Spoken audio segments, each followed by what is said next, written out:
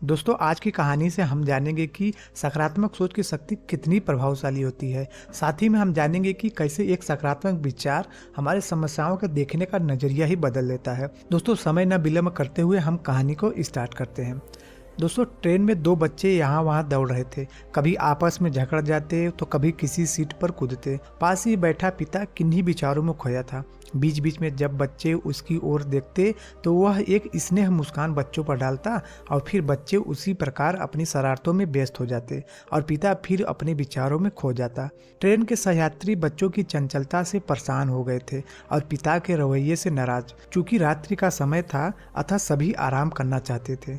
बच्चों की भाग दौड़ को देखते हुए एक यात्री से रहा न गया और लगभग झल्लाते हुए बच्चों के पिता से बोल उठा, कैसे पिता हैं आप? बच्चे इतनी शैतानी कर रहे हैं और आप उन्हें रोकते टोकते नहीं बल्कि मुस्कुरा कर प्रोत्साहन दे रहे हैं। क्या आपका दायित्व तो नहीं है कि आप इन्हें समझाएं? उन सज्जन की शिकायत से अन्य यात्रियों ने राहत की सांस ली कि अब यह व्यक्ति लज्जित होगा और बच्चे को रोकेगा। परंतु उस पिता ने कुछ क्षण रुक कर कहा कि कैसे समझाऊं, बस यही सोच रहा हूं भाई साहब। यात्री बोला, मैं कुछ समझा नहीं। व्यक्ति बोला, मेरी पत्नी अपने मायके गई थी, वहाँ एक दुर्घटना के चलते कल उसकी मौत हो गई। मैं बच्चों को उनके अंतिम दर्शनों के लिए ले जा रहा हूँ। इसी उलझन में हूँ कि कैसे समझाऊँ इन्हें कि अब ये अपनी माँ को कभी देख नहीं पाएंगे। उसकी यह बात सुनकर जैसे सभी लोगों को साफ सूंघ गया हो। बोलना तो दूर, सोचने तक की सामर्थ्य जाती रही सभी की। बच्चे यथावत शैतानी कर रहे थे। अभी भी वे कंपार्टमेंट में दौड़ लगा रहे थे। वह व्यक्ति फिर मौन हो गया।